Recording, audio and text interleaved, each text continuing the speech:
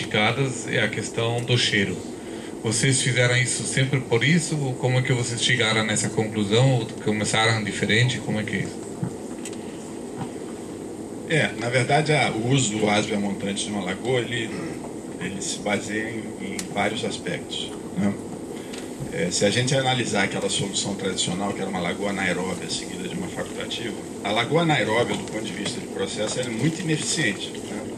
A distribuição é ruim,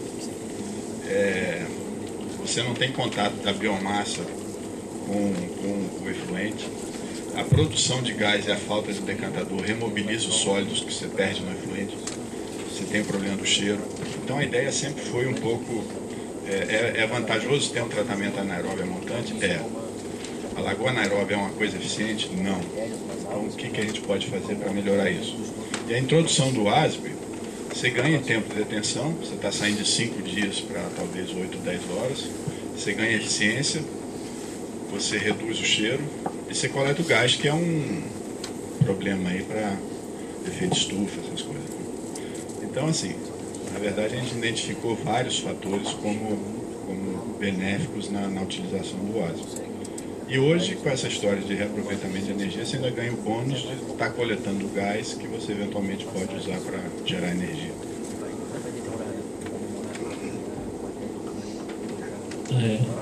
Bom dia, Cláudio. Só uma perguntinha aqui. Ele está falando em relação ao asbe, se você tem alguma experiência em relação ao aproveitamento desse gás, né? Ou se estão simplesmente queimando, ou se estão utilizando ele para fins energéticos, e se não estão, qual seria esse empecilho, né? Se alguma coisa em termos de mecanização, os equipamentos que a gente tem disponível, ou a filtração desse gás para remoção de H2S, como está essa questão lá em Brasília? Só uma coisinha, eu pediria que cada um que faz uma pergunta só se apresenta rapidamente para saber de onde vem, com quem estamos falando. Meu nome é Rodrigo, eu sou pesquisador da USP. Eu acho que hoje à tarde a gente vai ter uma sessão específica sobre isso, né? Mas de qualquer forma, essas lagoas, pelo menos parte delas, já tem aí uns 15 anos de vida, e na época a única preocupação que a gente teve foi de coletar e queimar o gás. E de uns anos para cá, a gente tem começado a se preocupar com a questão da eficiência energética e naturalmente o gás surge aí como uma fonte. Nós estamos analisando essa possibilidade. Até então, estávamos um pouco assim céticos com relação à viabilidade econômica, mas eu acho que esse quadro está mudando rapidamente, né? A gente tem hoje já alguns fornecedores de equipamentos nacionais, eu acho que o sistema de filtração não é problema, e estamos inclusive agora entrando com um projeto na ANEEL para fazer uma pesquisa de uso do biogás para geração de energia elétrica. Paralelamente, a gente tem um estudo acontecendo do uso do biogás para secagem de lodo. Então, assim, eu acredito que mais uns 2, 3 anos a gente já vai estar trabalhando com esse tipo de solução. Que é uma solução, como eu te mostrei, há 50 anos atrás já se fazia, né? Então, é mais uma questão de fazer. Eu acho que não existe, assim, um problema técnico a ser solucionado. Talvez um pouco a questão de viabilidade econômica. Quando a gente fala em viabilidade econômica, talvez até antecipando um pouco a discussão hoje de tarde, não vale, é que o setor público é muito ineficiente, né? Então, na hora que você faz viabilidade econômica, qualquer custo, ele pesa, né? Aí você tem um custo de atraso de pagamento, você tem um custo de licitação que estabelece algumas condições que nem todos no mercado têm como participar. E tudo isso vai contra a viabilidade do processo, né? Então, hoje na CAESB, o que a gente tem tentado ver é o que a gente pode fazer em termos de ir eliminando ou reduzindo esses custos, que não são custos da solução técnica, são custos de uma conjuntura que a gente vive e que prejudicam a viabilidade do... Você pega, por exemplo, o custo de um conjunto motogerador no fabricante é X. Esse X vai chegar na companhia de saneamento, às vezes 4X, 5X, por conta de custo de empreiteiro, de licitação, de atraso de pagamento, de risco que o cara embute. E aí não tem viabilidade econômica que sustente, né?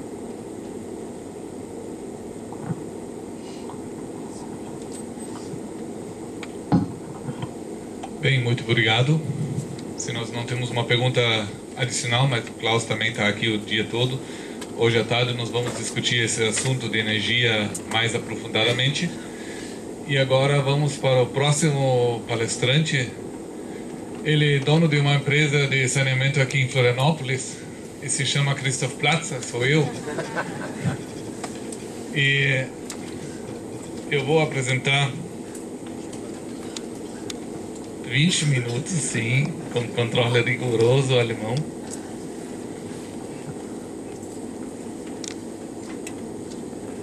Estamos botando o slide. Eu vou apresentar para vocês as nossas experiências.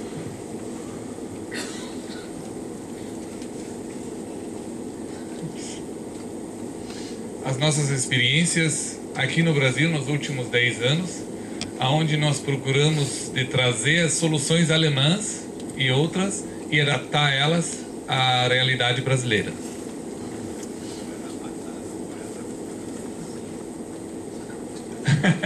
Adaptar. Bem, dentro dessa apresentação, nós vamos falar rapidamente sobre as expectativas que se tem no Brasil a uma empresa de saneamento e as respostas que nós desenvolvemos durante a última década, tanto na parte do pré-tratamento, como também na parte do tratamento principal aeróbio. E quero dar uma ideia do futuro, onde nós pensamos que o futuro seria trabalhando na preservação dos recursos naturais. O Klaus já falou alguns aspectos que eu estou listando aqui, mas eu quero frisar um pouco do ponto de vista de um cliente. O cliente, ou usuário, ele quer, em primeiro, logicamente, que atendemos a legislação, mas ele espera também que sempre se tenha um baixo custo de investimento e se ocupa o menos espaço possível. Combinado com baixos custos operacionais e ser imperceptível para o usuário, isso tudo, o Klaus mostrou já, é um milagre. Mas a gente tenta de chegar tão próximo ao milagre possível. E um aspecto muito importante é justamente a questão de não causar odores, não emitir barulho e não ter outros inconvenientes durante a operação. O que nós tentamos de dar nas respostas é, primeiro, analisar bem o que é o necessário, o que é a exigência realmente da legislação para a escolha da tecnologia. E aí procuramos, dentro desse parâmetro, escolher a tecnologia mais adequada com a melhor relação custo-benefício. Aí vem toda essa questão que o Klaus mostrou, que é a luta do custo de operação contra a área, contra outros fatores. Então, realmente, a gente tem que considerar em todas as etapas, muito consequentemente, quais são as consequências que a escolha traz para o processo. E de não ser perceptível, o ponto principal, Klaus mencionou também, é a operação. Você tem que ter uma operação boa, senão você pode ter o melhor projeto do mundo e você não vai conseguir que isso funcione adequado. Qualquer ente produz lodo, isso é um fator que para muitos dos nossos clientes até tem sido ponto de discussão. Uma ente sempre produz lodo, um pouco mais, um pouco menos, mas sempre tem uma produção de lodo. Isso é importante de ver. Então a gente procura de combinar processos aeróbios com processos anaeróbios para otimizar os gastos com o tratamento. E como o Klaus também já mencionou, os sistemas técnicos precisam pouco espaço, sistemas naturais precisam mais espaço e tem menos gastos operacionais. Uma solução que a gente trouxe, não da Alemanha, mas sim foi desenvolvido na Alemanha para países com clima mais quente, é o Bath Reactor, que na verdade não é nada mais que um USB deitado. Se passa o efluente sempre pela camada de lodo, assim garantindo um bom contato do efluente com o lodo e trazendo esse ganho na microbiologia e na eficiência do reator, porque realmente tem um contato eficiente do efluente com o lodo. É importante essa questão, porque na verdade em estações descentralizadas, quer dizer prédio de 200 habitantes, fazer um WASB não é uma solução adequada, porque você tem choques de hidráulicas muito grandes e, consequentemente, você não tem um bom uso do reator. Aqui, nesta imagem, se pode ver como é resolvido aqui o primeiro compartimento, aí a passagem entre as câmeras, nós executamos sempre com tubulações para ter uma relação de custo-benefício muito melhor do que construindo esse tipo de paredes. A eficiência de um baffle está parecido com a eficiência de um WASB. Ela é um pouquinho mais abaixo, porque não tem um contato tão intensivo. Então nós podemos contar com mais ou menos 50% a 60% na remoção de DQO e uns 50% a 70% na remoção de DBO. Devido à simplicidade, é ideal para redes descentralizadas, e em especial nós gostamos de utilizar muito de combinar o nosso baffled com um wetland. Falando do reator WASB, aí é uma solução realmente que no Brasil se tem desenvolvido muito bem, e é um processo que é excelente na frente de qualquer outro processo aeróbio depois. A eficiência é alta, e o interessante é que não se precisa energia para essa eficiência. O problema de um WASB é justamente essa distribuição do fluxo no fundo dele. Então, essa distribuição aqui, muitas vezes nós chamamos isso de distribuição em espaguete, muitas vezes colmata, ou tem uma distribuição não uniforme aqui, e a gente pode pensar se você tem uma boa quantidade desses tubos já colmatados, que o fluxo não é mais uniforme no reator.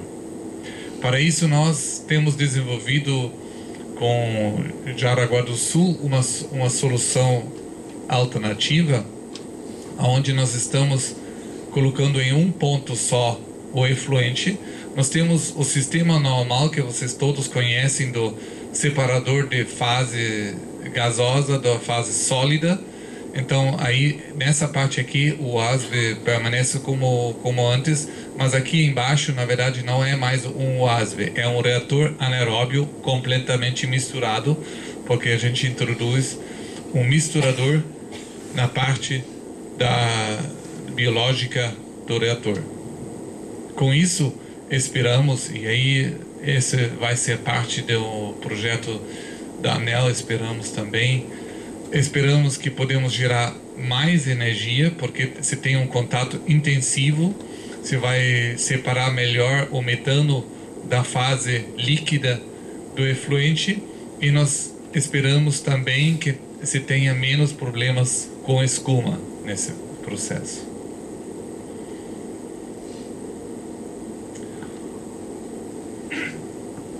Falando agora de processos aeróbios, eu pessoalmente fiz o meu doutorado na Alemanha com o sistema de wetlands, e a gente trouxe esse sistema e adaptou para as condições aqui no Brasil, onde nós podemos trabalhar com muito menos área. O Pablo Cesarino vai falar depois um pouco sobre os wetlands. E a nossa experiência é que nós podemos chegar a qualidades bastante boas na remoção de carga orgânica, e especialmente de amônia, porque é um wetland de fluxo vertical, vocês podem ver aqui, Ele funciona quase como se fosse um filtro percolador. Aqui, a aplicação na superfície, abaixo de uma camada de brita, onde percola para baixo e coletado no fundo através de uma drenagem. Combinado com um barefoot antes para eliminar quanto possível a carga orgânica. Um projeto que nós fizemos lá no Peru, onde estamos utilizando a água também para o reuso e a irrigação nos jardins aí. E é interessante desse wetland é que ele pode ser utilizado tanto para residências, aqui um exemplo para 4 pessoas, como também para a aplicação em indústrias, onde tem efluente doméstico. E aqui um exemplo de um loteamento da Jotas, na Praia de Fora, onde foi feito um wetland para um total de uns 1.200 habitantes. Isso aqui é um exemplo da indústria cosmética Milian, na Palhoça também. Um outro processo que está muito natural é o tratamento de lodo em canteiros de mineralização de lodo. Ainda a questão do lodo muitas vezes não se valoriza tanto como se deveria nos processos de tratamento. O lodo é um problema muito sério quando se trata de operação de estações de tratamento. A nossa experiência, esse aqui é a estação Madrid na Palhoça, onde ela está com 8 anos de idade. A nossa experiência é que esses canteiros de mineralização de lodo oferecem uma segurança operacional muito grande, porque se coloca o lodo em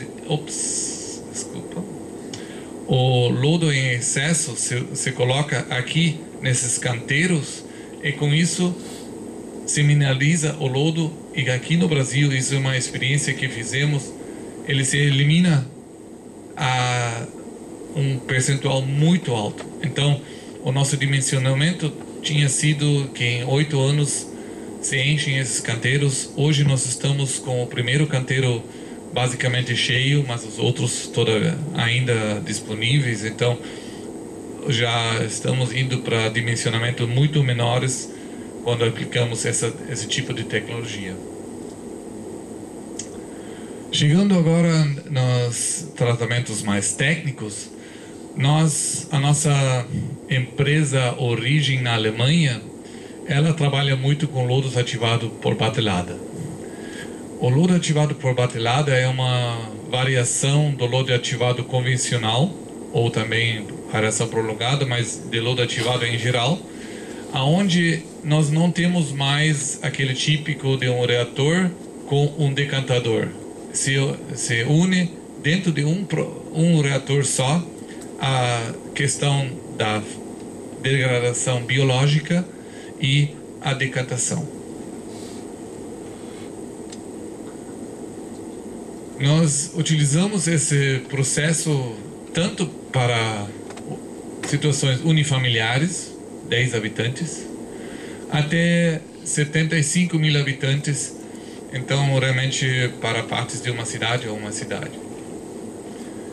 O interessante do lodo ativado é que ele é tão flexível, ele realmente permite atender todas as exigências de legislações, e especialmente quando tratamos de redes descentralizadas com pouco espaço, esse sistema tem vantagens muito grandes em cima de outros processos técnicos. Normalmente se trabalha com ciclos de 2 a 4 vezes por dia. Significa um ciclo tem entre 4 ou 6, 8 a 12 horas.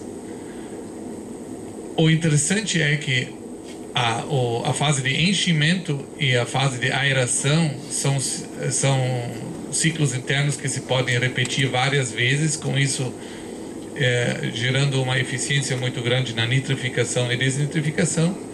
E depois, no final, a gente sempre mantém o mesmo tempo de decantação e o mesmo tempo de retirada. Então, por isso, questões de altos picos hidráulicos não influenciam no processo de decantação, que é o caso muitas vezes de estações convencionais com decantadores.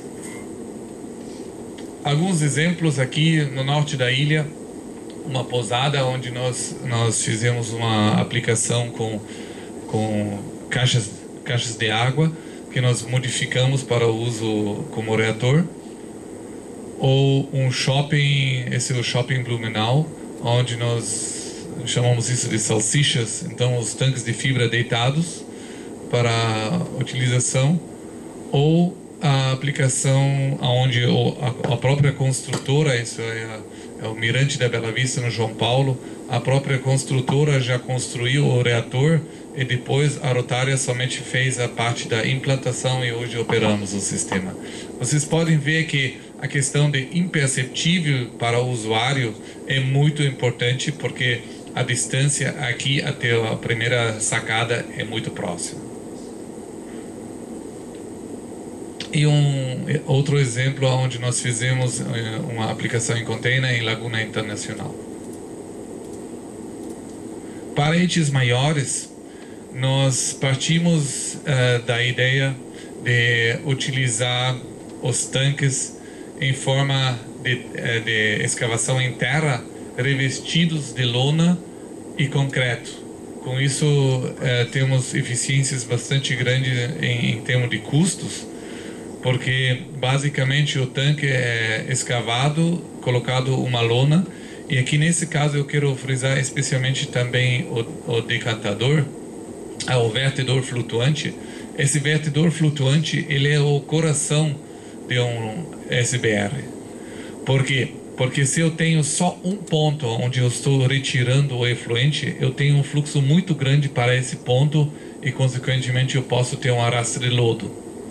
Outro tema importante é que eu evito que está entrando lodo dentro do sistema durante a fase de aeração. Então deve ser feito ideias construtivas como evitar que o lodo entra dentro do sistema e é retirado no momento da descarga. Essa aqui é a estação lá do Madrid para 6.800 habitantes, ou a estação de Jurerê. Muitas vezes, nesses casos, a gente trabalha com os Spider Jet, aeradores que são de fácil colocação. Na questão da eficiência energética, não são tão interessantes. Mas aí nós temos realmente muitas vezes uma discussão entre custo de investimento e custo operacional. Sinto que até hoje no Brasil ainda o custo operacional é muitas vezes não valorizado de uma forma adequada e se opta muitas vezes pela redução de custos de investimento. Que tem trazido muitos resultados bons para nós é um pré-tratamento com a peneira estática, porque a peneira estática nos permite de ter um sistema semi-automatizado, ou limpando uma vez por dia somente essa peneira, mas ao mesmo tempo tendo uma boa eficiência na eliminação de materiais não desejados.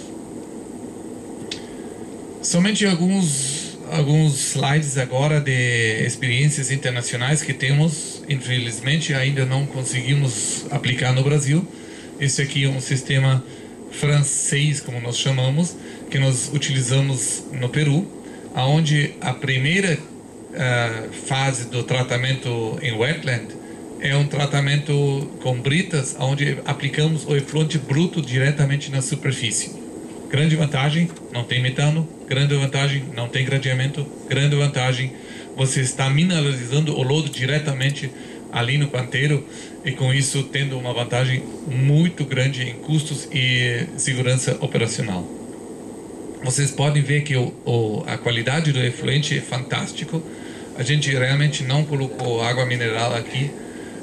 Isso é o efluente na entrada, isso é o efluente depois do primeiro estágio, e isso é o efluente depois do segundo estágio, onde nós estamos utilizando ele para reuso e irrigação. O primeiro estágio é esse aqui, depois de 6 meses da implantação. utilizamos quase sempre papiro, e esse aqui é o segundo estágio onde é utilizado a areia. É aí o sistema de irrigação.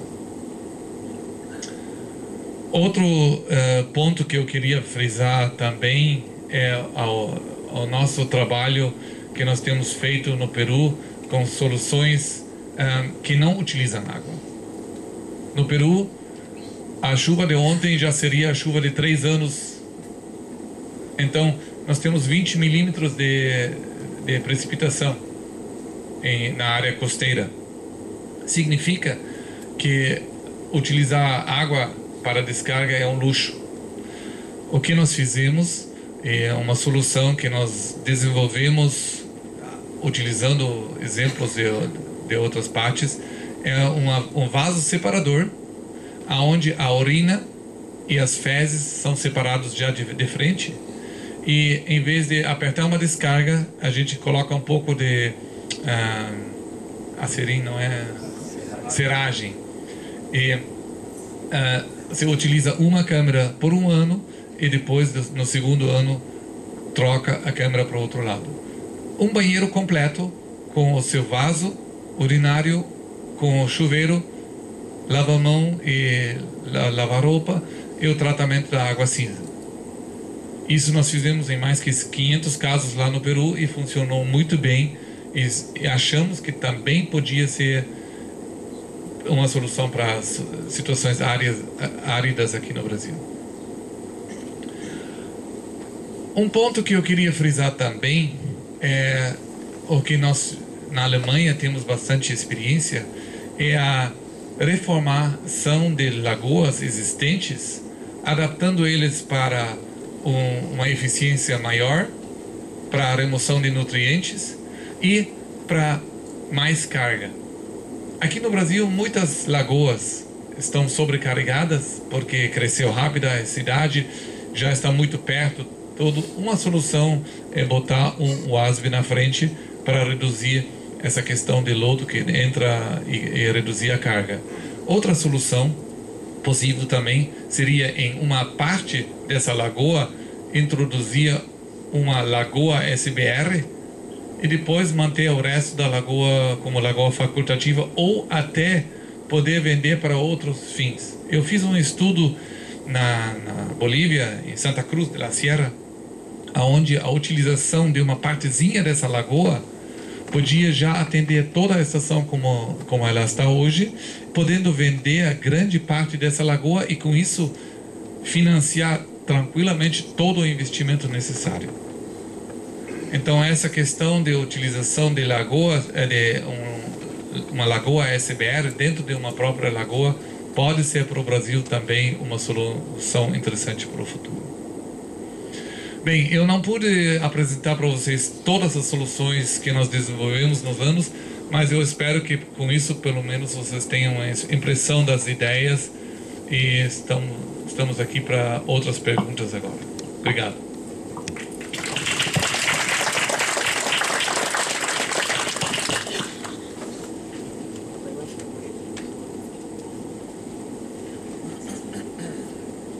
Não esqueça, por favor, sempre o nome.